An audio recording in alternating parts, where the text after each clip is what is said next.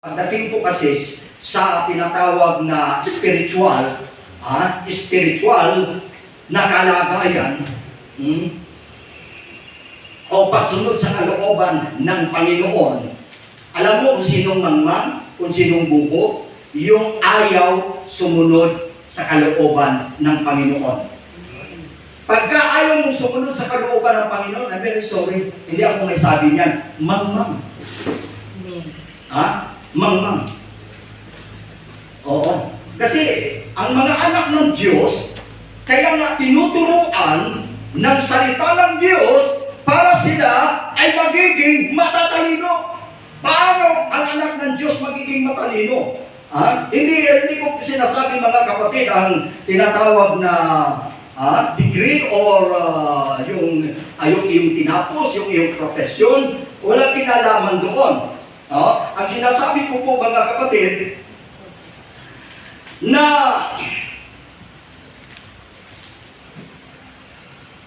pagdating po sa tinatawag na spiritual, meron pong binanggit ang Panginoon Tingnan natin. Magbukas tayo. Tingnan natin sa 1 Corinthians.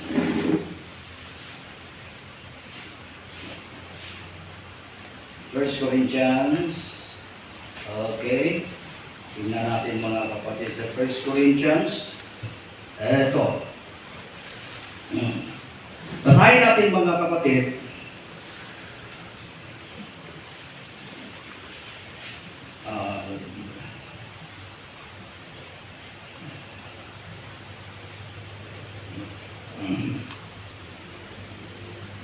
Verses sige, simulan natin 19 and 20. 1 Corinthians chapter 1 verses 19 to 20. Okay, basa.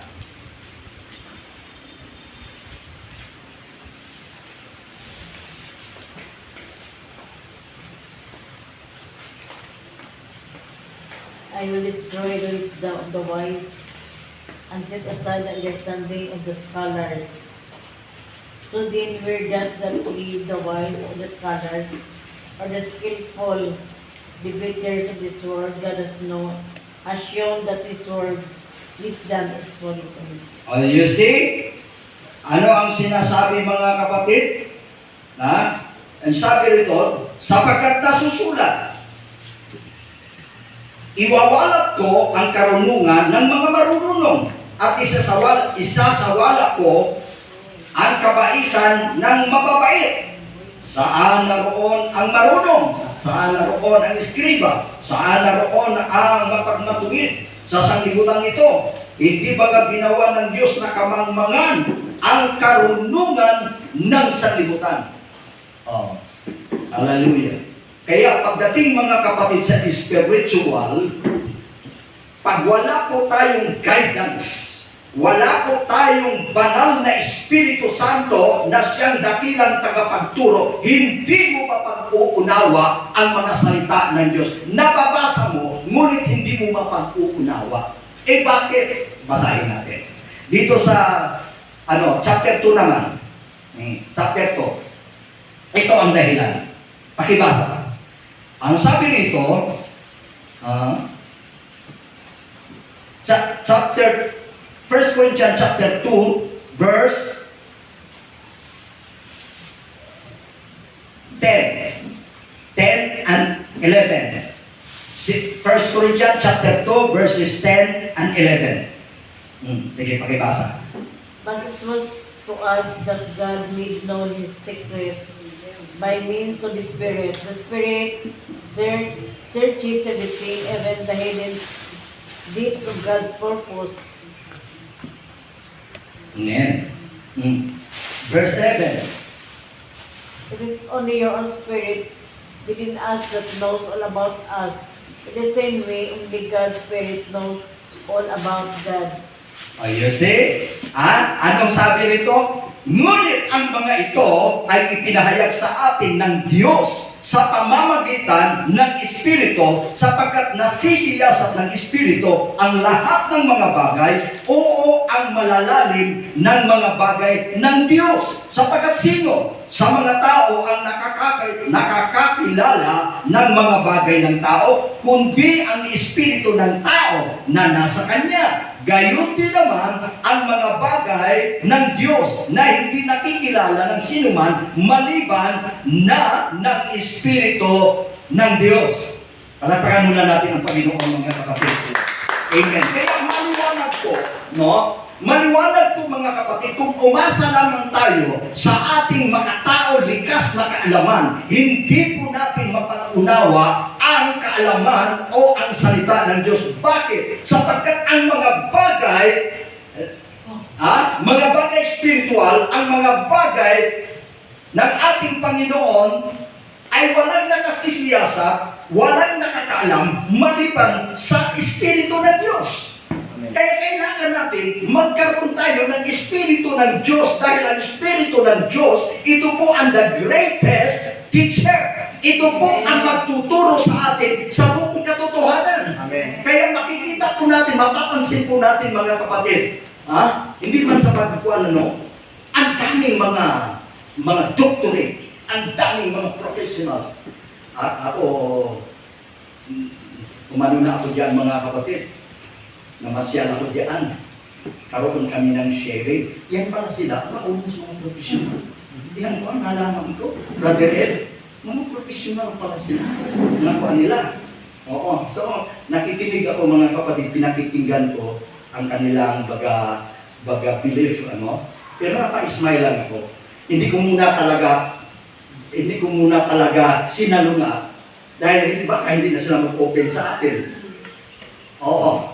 Kaya sabi, be wise ngayon, open sila sa akin. Panatag ang kalooban nila. Ang bibig ko, gusto na magsalita. Pero sabi ko, hold your peace. Huwag muna. Kasi sabi nga, you will win the argument, but you cannot win their souls. Oo. Pero to God be the glory, may access na tayo. Ay, punta ko kayo dito, ganyan. Sabi ko, ang gusto kasi namin na parang body of Christ tayo, na lahat tayo may function. Ang ganda, may mga magaganda silang theory, mga kuhan. Pero, sad to say, mga kapatid, yun na nga sinasabi ko, na kapag hindi talaga ang Espiritu ng Diyos ang gumabay, lalo-lalo na sa buong katotohanan, may katotohanan, pero hindi buo. Pero kung gusto natin ang buo, mga kapatid, ang ating tagapagturo, ang banal na Espiritu. Amen. Amen. Praise God. Bakit? Basahin natin. Sige pa. 1 Corinthians chapter 2, verse 14. Ito ang dahilan. Sige.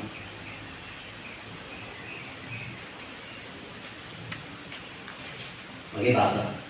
Ngunit ang taong yun sa laman ay hindi tumatanggap ng mga bagay ng Espiritu ng Diyos sapagkat ang mga ito ay kamangmangan. Okay. So, maliwanag po mga kapatid. Sapagkat ang taong ayon sa laman ay hindi tumatanggap ng mga bagay ng Espiritu ng Diyos sapagkat ang mga ito ay kamangmangan sa Kanya at hindi nauunawa sapagkat ang mga yaon ay siniyasa ayon sa Espiritu. Kaya, mga kapatid, sa atin, yan ang sabi ni Apostol Pablo, pareha naman tayo, lahat naman tayo, namumuhay ayon sa laman. Pero sabi ni Apostol Pablo, tayo namumuhay sa laman, pero hindi ang kagustuhan ng laman ng ating sinusunod, kundi ang kagustuhan ng Espiritu. Now, ang sabi ni Apostol Pablo sa Galatians 5:16, mga kapatid, for the flesh lusted against the spirit, and the spirit against the flesh, and these are contrary the one to the other, so that you cannot do the things that you would. Kaya mga kapatid, pinaalalahanan po tayo na mamuhay po tayo ng ayon sa Espiritu at hindi ayon sa laman. Dahil ang sabi ng Biblia, kung mamumuhay po tayo ng ayon sa laman, nakikipag-away, nakikipag-alit laban sa Espiritu. At kung tayo namumuhay naman sa Espiritu, mga kapatid, talagang nandidiliitin naman ang laman. Talagang gusto kang i-knock down. gusto kang sirain. Dahil ang sabi ng Biblia, magkakalaban ang dalawang ito. Pero, mga kapatid, ang susi para managumpay, ang Espiritu mangibabaw, ang Espiritu ng Panginoon sa atin, kailangan ipako tayo sa krus. Bakit? Dahil bigyan ko na illustration. Pagka nakapako kasi tayo sa krus, mga kapatid, ano ba yung gusto nating gawin? Ano ba yung ibigin natin? Hindi natin magagawa. Bakit? Nakapako ka eh. Kaya ang yung nagagawa, ang kalooban ng Panginoon. Amen? Amen. Pag nakapako ka sa krus, katulad halimbawa, bigyan ko kayo ng Galatians chapter 2 verse 20. Baka sabihin, ano ba yung pastor? Ipako kami, Hindi literal yan. Hindi literal na ipako tayo sa krus, mga kapatid. Sige nga, Galatians chapter 2 verse 20.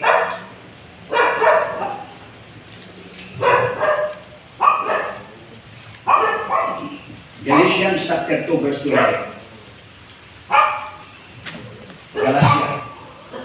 So that it is no longer I who live, but it is Christ who live in me. This life that I live now, I live by faith in the Son of God who loved me and gave His life for me. Amen! Ito ang ibig sabihin nakapako sa krus. Hindi mga kapatid literally na ipako tayo sa krus. Masakit yun eh. No? Pero ang sabi nito mga kapatid, di ba? Mayroon pang, bago natin ipapaliwanag ito, mayroon pang sinabi roon na kung ikaw talaga ay naisumunod sa ating Panginoon, pasanin mo ang iyong krus araw-araw at sumunod sa atin. Ano mga kapatid? Gagawa tayo ng sabi ng Panginoon, araw-araw pasanin itong krus na ito. Itong moving cross, mga kapatid.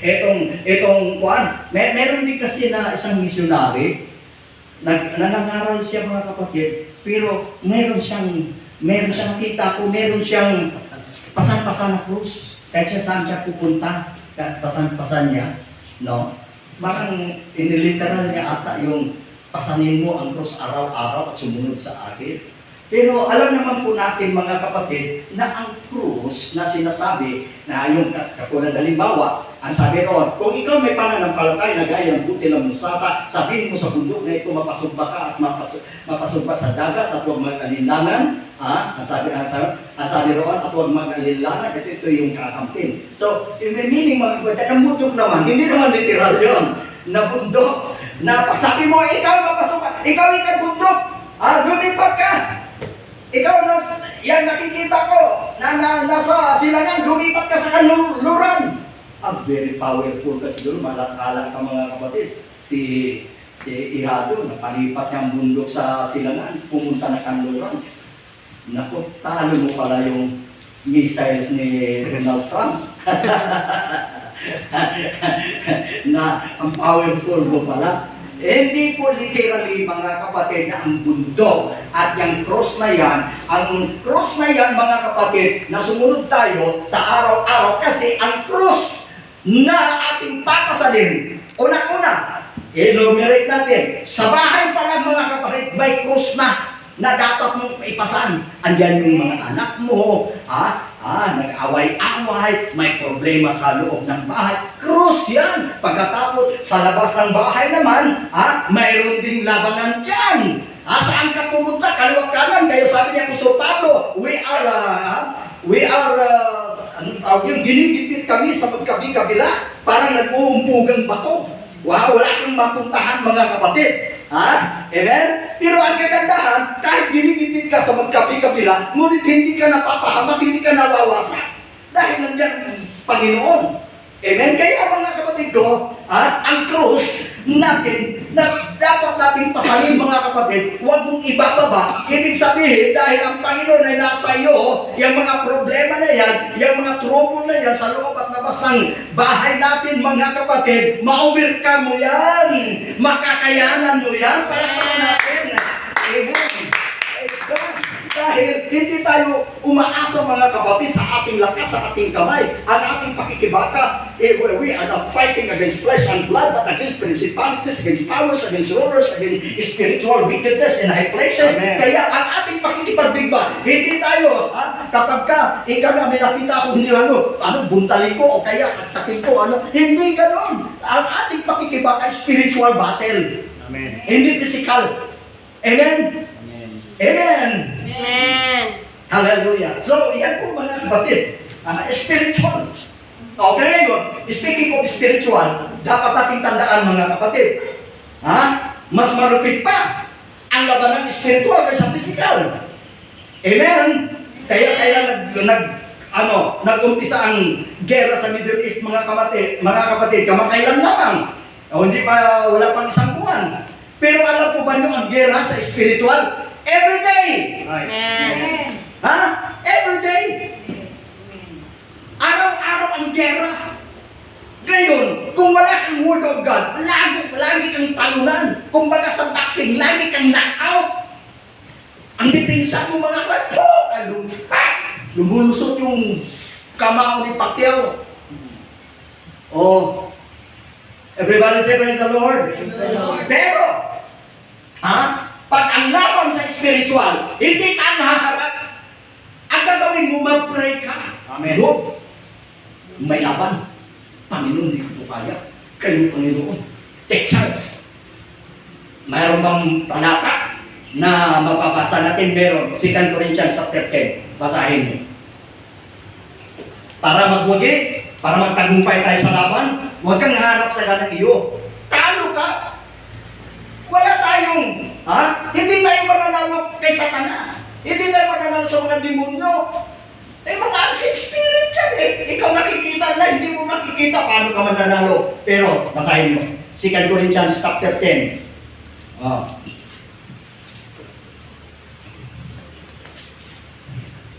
Praise God. Verse 3 hanggang 5. Sige, 2 Corinthians chapter 10.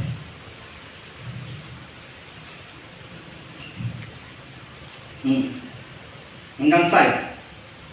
For though we walk in the flesh, Mm. we do not war according to the flesh. We do not war, For the weapons of our warfare are not carnal, not but mighty in God for pulling down strongholds,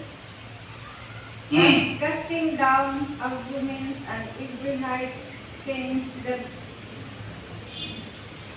acts itself against the knowledge of God, burning every thought into the captivity to the obedience of Christ. Okay, palagpakan muna natin ang Panginoon. Nakita niyo mga kapatid, ang sabi doon, bagamat hindi kami, bagamat lumalakad kami sa laman, ibig sabihin literal, physical, hindi kami nakikipag-away, hindi kami nakikipaglaban sa physical. Ngunit, ang sandata ng aming pakikipagbaka o pakikipaglaban ay sa harapan ng Diyos. Ay ibig sabihin mga kapatid, huwag kang haharap, nasa likuran ka lang. Ang part natin, manalangin ka, magpakumbaba ka, hayaan mo ang Panginoon ang haharap. Dahil kung harapin mo yan, ayun na lang. Kaya maraming mga anak ng Diyos, maraming mananampalataya, matagal na sa paglilingkod, hindi pa rin nagbabago.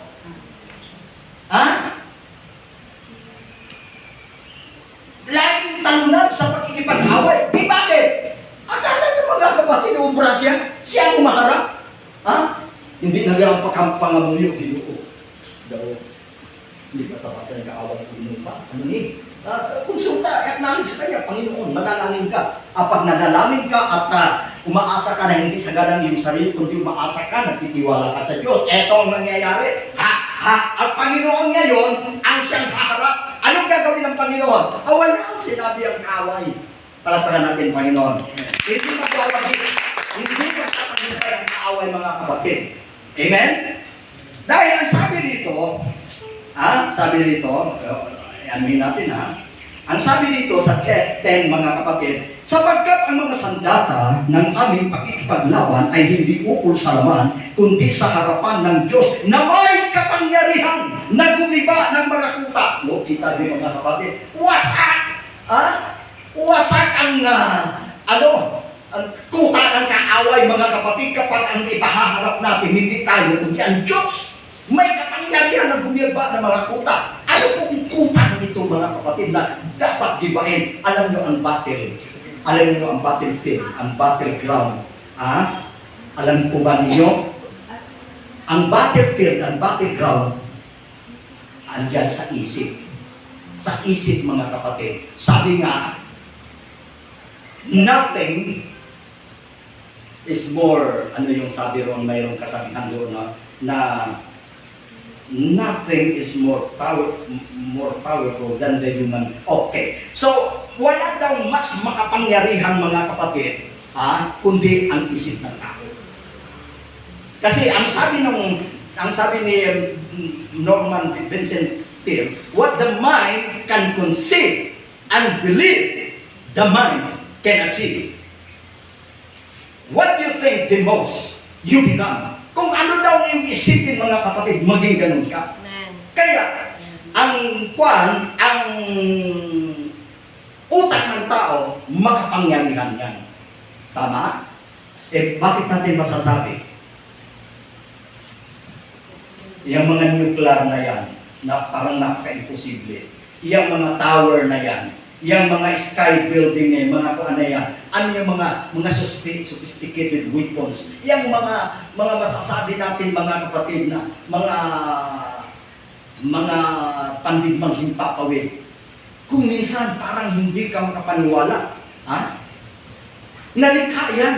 Pero saan ang galing yan? Dito! Isip ng tao. Kaya ito mga kapatid, sabi nga, merong isa pang gusto kong i-drive out mga kapatid na sabi roon, there are no limitations to the mind except those we acknowledge. Grabe pala isip. There are no limitations except those we acknowledge. Kapag sinabi mo, hindi ko magawa. Kapag sinabi ko, hindi ko kaya. Hindi mangyari. Wala talaga. Ikaw nagkuhan. Ikaw nag-give up. Ikaw nagsasabi. Pero hanggat mga kapatid ko, katulad doon sa sinabi ni Apostol Paul, I can do all things through Christ. Pag-iisipan natin, dahil ang ating mga kapatid, isipan na connected sa Panginoon, ang power source, nakakonect sa ating Panginoon, very powerful. Hindi lang natin mga kapatid kapag talagang tanggapin ang paniwalaan lamang natin ang bilang mananampalataya, hindi talaga makakalaman. Hindi talaga mananalo si Satanas. Right. Hindi. Kaso lang nananalo siya mga kapatid dahil, mahina talaga ako. Hindi ko kaya. Talaga si Satanas, powerful talaga. Hindi ko talaga kayang labanan. Basta i-acknowledge mo mga kapatid sa isip mo dahil kapag dito, ang battleground kasi dito sa isip. Pero kapag ang isipan natin mga kapatid, talagang focus at naniniwala tayo na meron tayong kakampi, meron tayong Diyos na magagawa ang lahat ng bagay at hindi niya tayo pababayaan at naniniwala tayo sa kanyang mga salita at ang kanyang mga salita, ayan po ang ating pinanghahawakan at ating pong pinaniniwalaan, may milagro. Amen. May mangyayari talaga mga kapatid.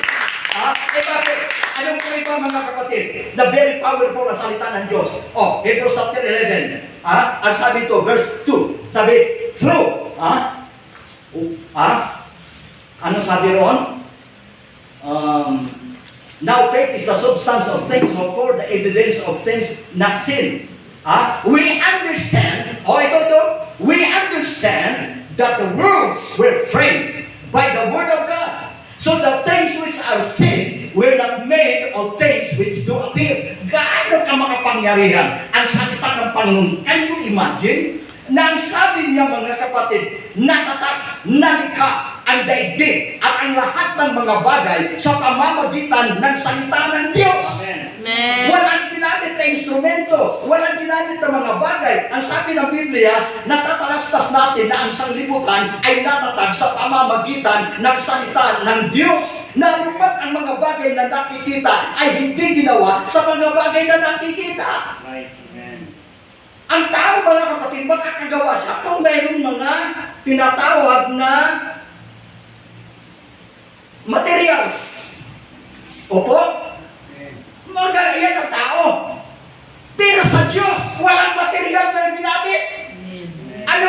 Kaya dapat ang ating mindset, mga kapatid, ma-inculcate talaga sa isip natin na very powerful ang salita ng Diyos. At kung ganun ang ating maging mindset, mga kapatid, sabi lang ng Diyos, and God said, let there be light, and there was light. Oo, nagkaroon ka ng liwanag. Magagawa ng tao yan. Kasi, nakakasalisip ang kaaway sa atin dahil sa ating pag-alinlangan. Pero kung wala tayong alinlangan, mga kapatid, kaya, encourage ko kayo. Very powerful ang salita ng Diyos. Amen. Dapat, huwag ninyong kalimutan, bigyan ko kayo ng verse para challenge, ma-encourage kayo na inyong ingatan ang salita ng Diyos. Colossians. Tignan ninyo sa Colossians. Memory verse yan. Sa sunod Sunday, mga kapatid, pag na-memorize ninyo,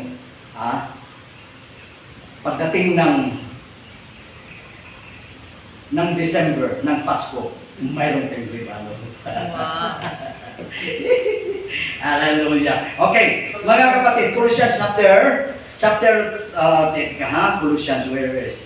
Tingnan mo na. Colossians chapter 3, verse, yan ang memory verse, iwan ko sa inyo. Okay, verse 7, the word of Christ dwell in your hearts richly, with all wisdom, teaching, admonishing in psalms and hymns and spiritual songs. Okay, asa yun? 3? 16. 16. Okay, 16. Let the word of Christ. Yun. Philippians pala ito. Okay, yan. Colossians 3:16. Let the word of Christ dwell in you richly in all wisdom, teaching and admonishing one another in psalms and hymns and in spiritual songs, singing with grace in your hearts to the Lord. Ayan. Okay, assignment. Meron pa tayong, God willing, meron pa tayong next Sunday. That is, ano nang kitsa sa next Sunday? 22 Pastor. 22. 22. Okay, 22 na, no? 22. March Okay, March 22. Okay, so, ayan ang kuha ninyo. Ayan ang assignment. Let the word of Christ dwell in your heart richly. Manahan nawang sagana ang mga salita ni Kristo sa inyong mga puso. Ayan, kapag ka sagana, anytime, pag naka-encounter kayo ng digmaan, because God is bound by His word. Ibig sabihin, mga kapatid, hindi talaga makakapasubali, o hindi talaga makadeny, hindi talaga sabihin, gano'n na lang, na hindi mapapasubalian ng Panginoon pagkagamitin mo ang kanyang mga salita. Dahil siya tali sa kanyang mga salita. Kagaya ng hari, kapag kanataka, nalagdaan ng singsing ng hari, ang anumang kautusan, mga kapatid, walang sinumang pwedeng bumawi niyan na hindi walang sinumang magpapawalang bisa. Talagang kuan yan, mga kapatid, absolute yan, mabisa yan, walang sinumang makapagpigil. Kaya sa mga anak ng Diyos, kasi iunulit ko, mga kapatid, ang crisis, ang wars sa Middle East, kamakailan na nag-start. Hindi, wag na lang natin ipalagay yung tinatawag na nations against nations a kingdom against a kingdom. Kahit dito mga kapatid, mayroon din naman mga rebelde, paunti-unti, kailan ka na mapabalitaan natin, ganun. Oo. Pero ang gusto ko i-drive out mga kapatid, na yung battle sa physical, panakanaka lang. Pero ang battle natin sa spiritual, hindi talaga tayo pantanan mga kapatid.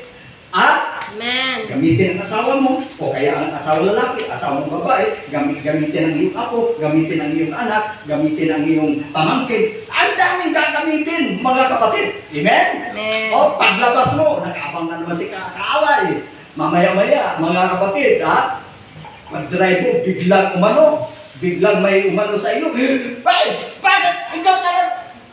Instead na, may salita ko ng Panginoon, instead na magwala ka, magalit ka, kasi malapit ka madisgrasya, malapit mong mabangga, o kaya ibinangga ka mga kapatid. Pero kung may word of God ka, wow, ito pala yung ito pala ay yung gagamitin ko.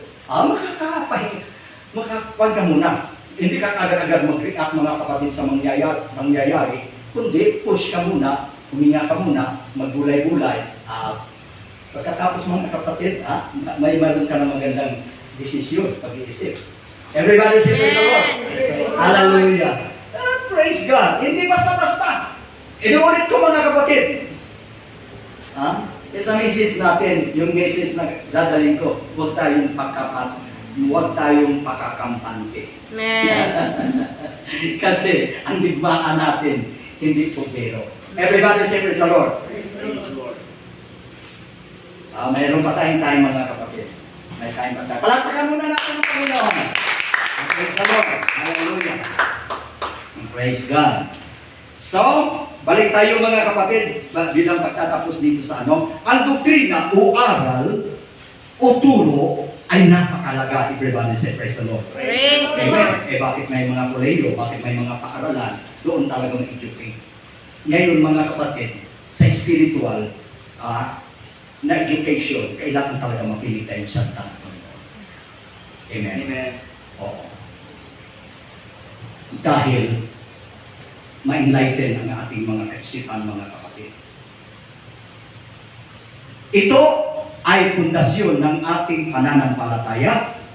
Ang Diyos o si Jesucristo ay may doktrina o aral na dala at itinuro sa mga alagad. Basahin natin. Basahin natin ay yung itinuro sa mga alagad. Mayroon pa naman tayong 15 minutes pa. Basahin natin John chapter 7 verses 16 and 17.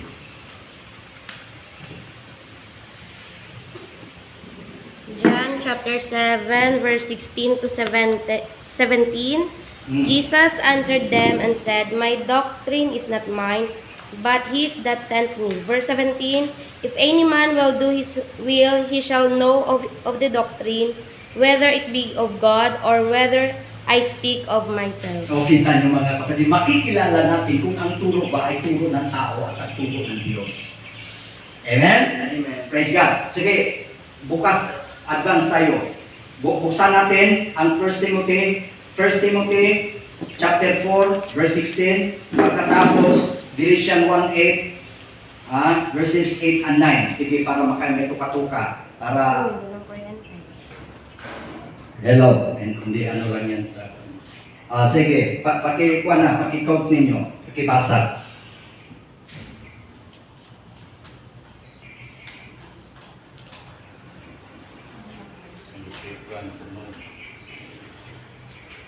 Wala, sira. First Timothy Ay, limutan ko. Sige, pakibasa nyo. First Timothy 1 Timothy chapter 4, verse 16. Hello. Oh? Sunog siguro, Pastor. So, sige lang. Bunutin na lang, Pastor. Baka man tayo spark. Mamaya na. Sige. 1 Timothy chapter 4, verse 16, at saka Matthew chapter 28, verse 20, then Galatians chapter 1, verses 8 and 9. Sige. Kaya kailangan may mga Bible tayo. 1 Timothy Chapter 4, verse 16. verse 16. Take heed unto thyself and unto the doctrine. continue in them, for in doing this thou shalt both save thyself, and them that fear thee. Okay, everybody say praise the Lord. Praise the Now, Lord. Pinaalalahanan, lalong-lalo na ang nagdadala ng salita ng Panginoon. Meron pong sagrado at masilang na tungkulin, lalong-lalo na ang nagdadala ng salita ng Panginoon. Bakit? Ano po ang sinabi sa atin ng banal na kasulatan? Mag-ingat kayo sa inyong pagtuturo. Tingnan nyo, mag-ingat kayo sa inyong pagtuturo sapagkat sa paggawa nyo nito, inililigtas nyo ang inyong sarili pati na ang mga nagsisipakinig sa inyo. Kaya, hindi biro mga kapatid.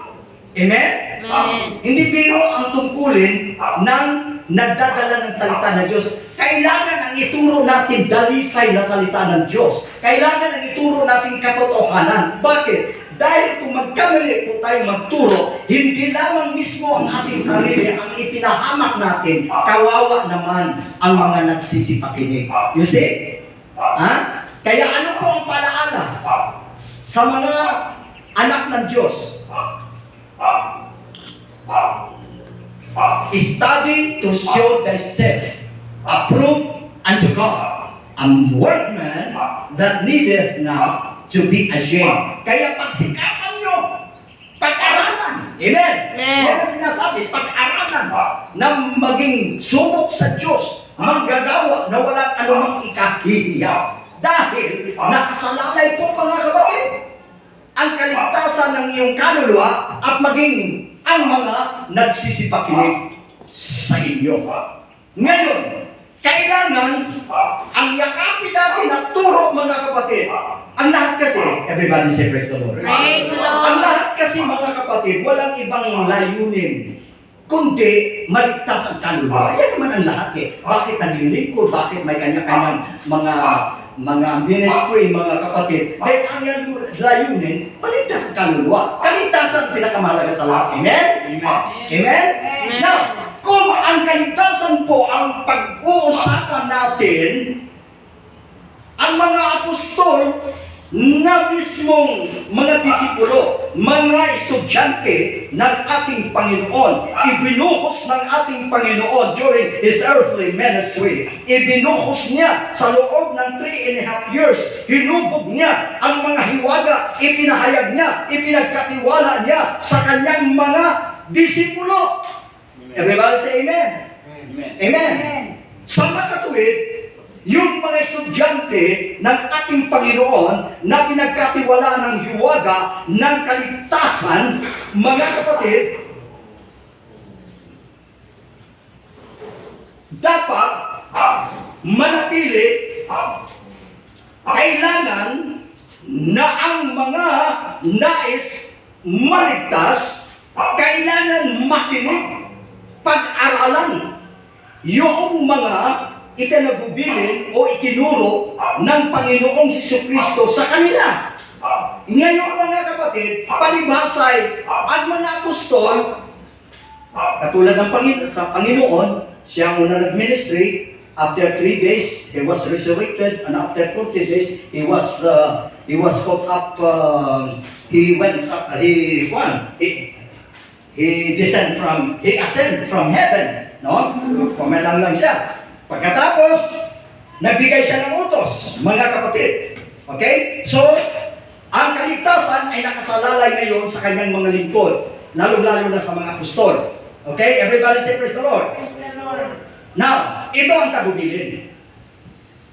At ito ang panghawakan natin ngayon, at ito ang dapat mga kapatid na marinig ng lahat na nagnanais makatiyak ng kaligtasan. Kasi ang pinag-uusapan natin mga kapatid, katiyakan ng kaligtasan. Everybody say praise the Lord. Hindi yung mga kapatid nag-aalinlangan ka, ano ba? Talagang for sure ba talaga? Ano ba? Maliligtas ba talaga ako? Ano ba? O hindi mga kapatid, ha? Dapat walang alinlangan. Dapat matiyak po natin, habang nandito pa tayo, habang buhay pa tayo, dapat matiyak natin kung saan ka pupunta. Sa langit ba o sa impyerno? Paano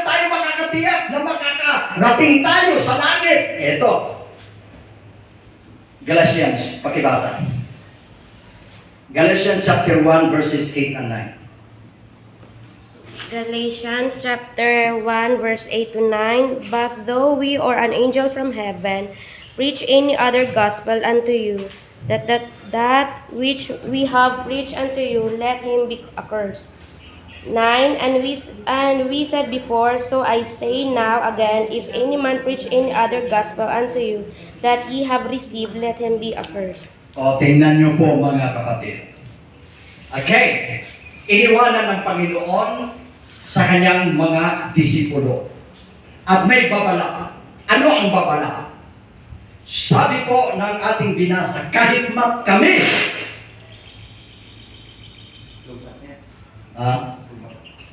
Hello.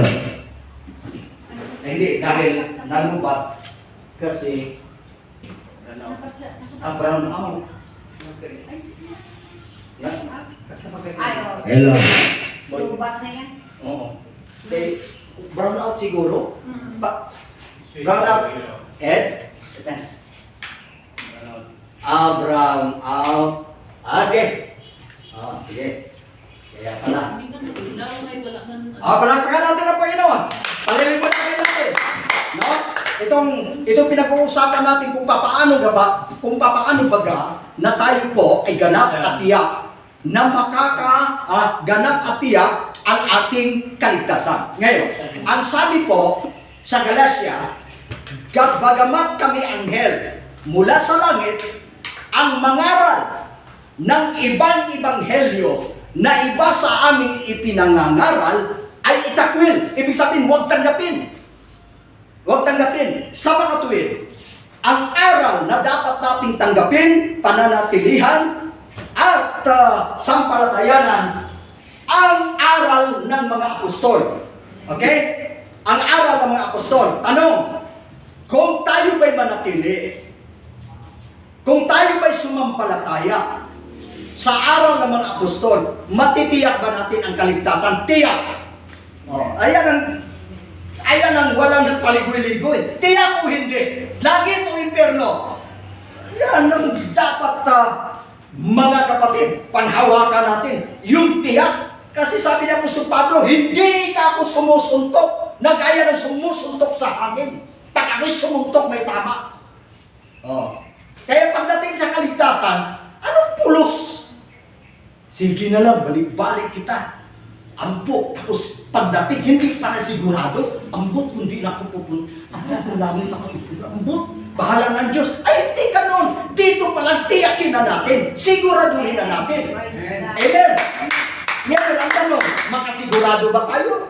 Tiyak ba tayo? Kung tayo po ay sumunod sa Ebanghelyo, sa aral na itinuro ng mga apostol, 1 Corinthians chapter 15. Okay, verses 1 and 2. Tiyak, walang alinlangan. 1 Corinthians chapter 15, verses 1 and 2. Okay, diyan na tayo magtatapos mga kapatid. 1 Corinthians Chapter 15. verse 1 and 2. Moreover, brethren, I declare unto you that gospel which is preached unto you, which also ye have received, and wherein ye stand. Verse 2. By which also ye are saved, if we keep in memory what I preach unto you, unless ye have believed in vain. Okay, palakpakan natin muna ang Panginoon. Liwanagin natin mabuti para walang agam-agam, hindi po tayo mag-alinlangan. Tignan nyo ha, klaro-klaro. Kaya, manatili talaga tayo kung ano sinasabi ng salita ng Diyos. Ngayon, ito na, ngayon ipinatatalastas ko sa inyo, mga kapatid, ang ebanghelyo na sa inyo ay aking ipinangaral. Anong ebanghelyo na ipinangaral ni Apostol, mga kapatid? Yung ebanghelyo na sinabi niya sa Galatians 1:8. Walang ibang ebanghelyo, kundi ang dapat natanggapin at ipangaral yung ebanghelyo na isinali ng Panginoon sa mga apostol. Okay? Wala na ang Panginoon, ang mga apostol naman, kaya may babala.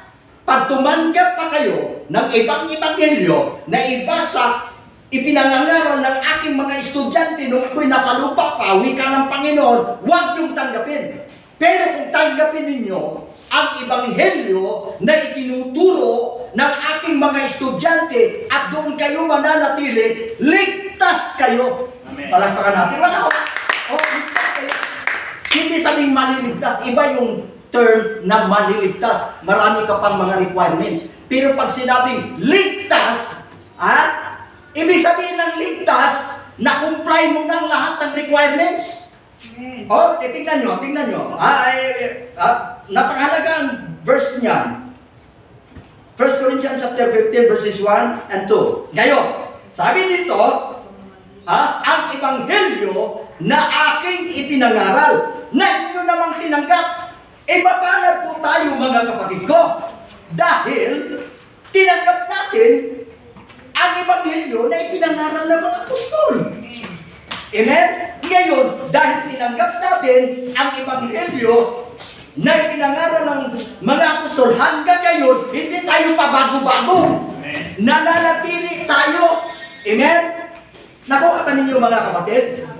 Everybody say praise the Lord. Nag-gets ba ninyo? The Lord, Oh, napakaliwanag, di ba? Tinanggap natin, ngayon mga kapatid, nanatili tayo doon sa tinanggap natin. Hindi tayo pabago-bago. Ngayon, dahil pinananatilihan natin, ano ang reward natin? Verse 2. Sa pamamagitan naman ito'y ligtas kayo kung matyaga ninyong iingatan ang mga salitang ipinangangaral ko sa inyo, maliban na kung kayo'y nagsisampalataya ng walang kabuluhan. Mga kapatid, talagang pinanghawakan, pinaninindigan ni Apostol Pablo, mga kapatid, tungkol sa ebanghelyo na kanyang ipinangaral. Mapanat po tayo dahil tinanggap po natin ang ebanghelyo. Nang natanggap po natin ang ebanghelyo, nanatili po tayo. Amen. Amen. Dahil sa tayo po'y nananatili, mga kapatid, by assurance po tayo. Ano ang assurance? Ligtas kayo. Amen. Praise the Lord. Salamat sa Panginoon. Kahit for now, ilan lang tayo. Pero nakita ng Panginoon nating sinseridad. Hindi tayo magkasya sa balang araw, hindi na tayo magkasya dito. Kasi sabi ng Panginoon, and I, if I be lifted up, I will draw all men unto me. Sino bang nagtataas? Pangalan ng Panginoon. Di ba tayo? Sino bang nanatili sa aral na iniwan ng Panginoon? Di ba tayo? Walang dahilan na hindi tayo lalago. Amen. Ha? Amen? Walang dahilan. Huwag kang makinig. Kadugay na ninyo. Amo lang kabigihapon. Tagamay sa inyo. Hindi mo kita namahati sa iyang kuhan. Hindi mo kita namahati sa pulong ni Satanas. Ang dipamatian natin, pag itataas ninyo ako, wika ng Panginoon, pararamihin ko kayo. Praise the Lord. Amen. Bakit? Confident naman tayo sa aral na dinadala natin. Hindi tayo natatakot, mga kapatid. Kahit sinong makakaharap natin. Bakit nasa katotohanan tayo? Ang pag-asa ay nasa iyo. Sabi ni Apostol Pedro, sabi niya, 1 Peter chapter 3 verse 15. Last na verse na lang yan. Maganda rin ito. 1 Peter chapter 3 verse 15. Sige, 1 Peter chapter 3 verse 15.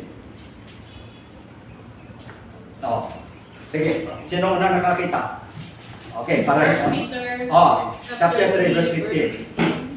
But sanctify the Lord God in your heart, and be ready always to give an answer to every man that asketh you a reason of hope that is in you. Amen.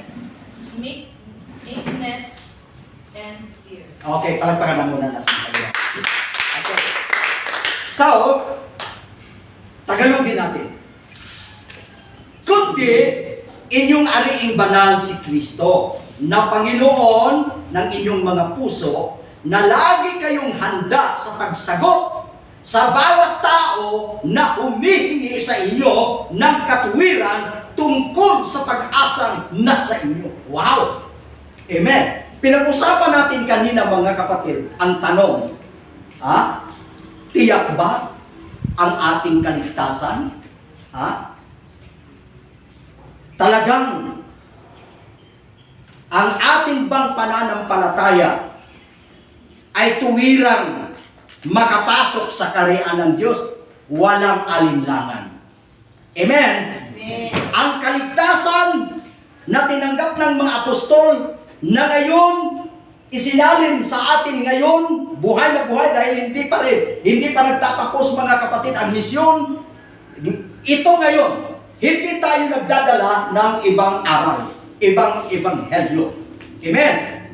Ngayon, dahil sa naninindigan tayo sa paniniwala o pananampalataya ng mga apostol, ito yung sinasabi ni Apostol Pedro, na lagi kayong handa sa pagsagot, sa pag-aasang nasa inyo. Wow! Nasa atin ang pag-asa. Kung hindi natin ipagsabi, hindi natin mga kapatid i-share sa iba, aba, mga kapatid, baka sagutin natin yan. Dahil ang pag-asa nasa inyo, ang kaligtasan, tiyak na kaligtasan, walang alinlangan ay nasa atin. Pagkatapos, ikinubli natin. Hindi natin ibinabahagi. Hindi natin ipinagsasabi.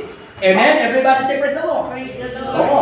Eh, wala naman tayong wala naman tayong dapat ipangamba o ikatakot.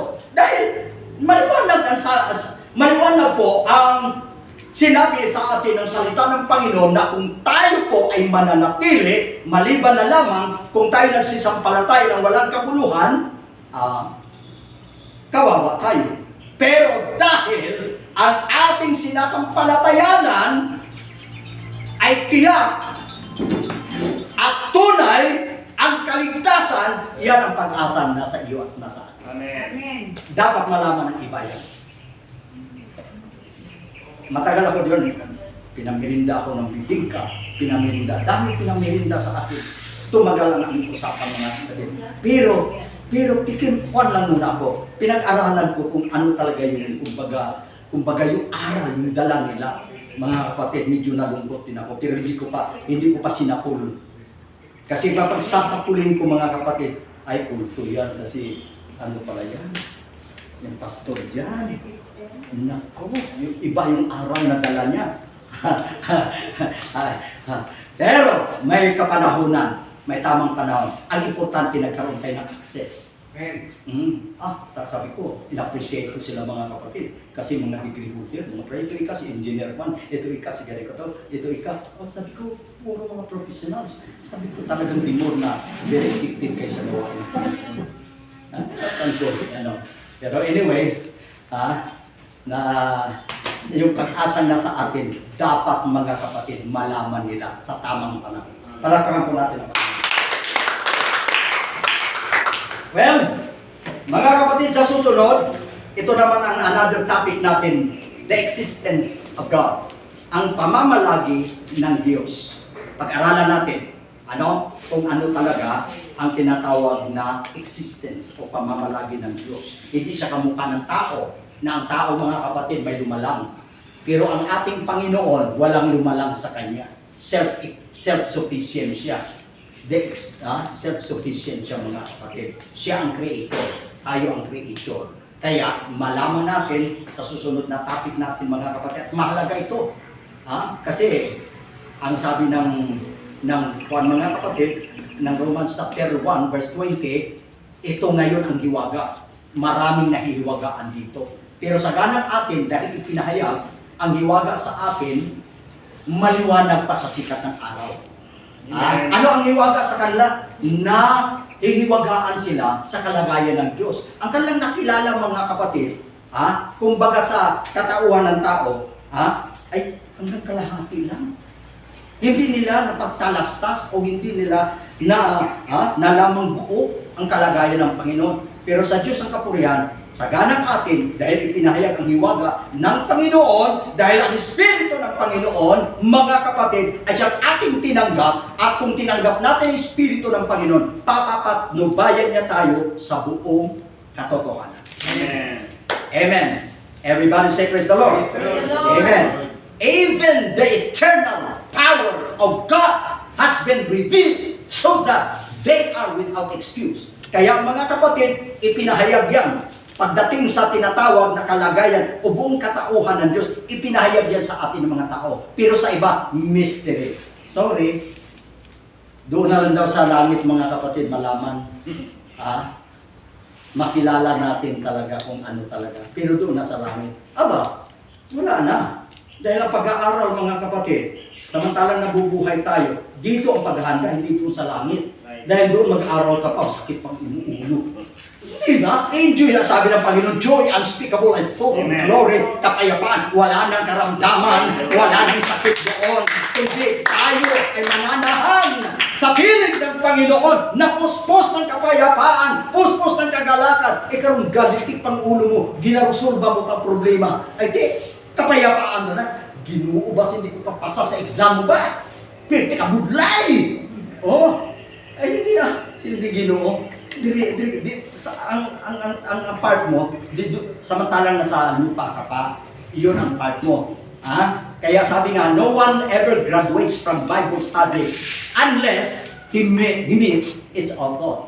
Kaya pag nakita na natin ang Panginoon, i-welcome na natin ang Panginoon, wala na tayong dapat. Pero yung mga professional na kasala mo mga kapatid, asad to sa langit, gatuon sila mo. Ginapangusugan din nila nga wala dito magtuon. Kasi diri pa lang hiwagaan na sila, dito na lang magtuon sila para ang hiwaga mabalaanan nila. Silito, Kaya nakikihadubilo ako sa iya, yung mga well-to-do, mga professional na tao, ako sa dahilan para magkaroon tayo ng access at para masabi ko rin ang side natin. Hindi ibig sabihin mga kapatid, nakikipaghalubilo ako para 15 nila kakalipay. Abi nila, madalang naging ako. Oo, 15 nila kakalipay. Nakuha na ko mo. Karon kay, meron silang mga doktrina nga iba. Ate, manghilamos kita Okay, anyway. Talagang medyo pag-arana kasi kanina, nakakuha ako, parang pinaka-jacket ko yung Amerikana na yan. Wag na sa aking isipan. Sabi ko bakit parang malapig na pakiramdam ko. Damo naman ang susi ko naman. Hala, sabi ko. Kanina, papunta na ako dito. Before, mga 7 sana, nandito na ako. Nadili ako maghanap ng susi. Lumampas ng 7. Pero anyway, kailangan ang presence of mind, focus. Kaya ang isip ko mga kapatid ko minsan, umaganon maraming mga inintindi. Pero anyway, everybody say praise the Lord. Praise So, the mga Lord. kapatid, natapos po ang ating Sunday school. Everybody say praise the Lord. Praise the Lord. Amen. Praise the Lord. Sige, mag-10 ako. 5 minutes lang. Baka may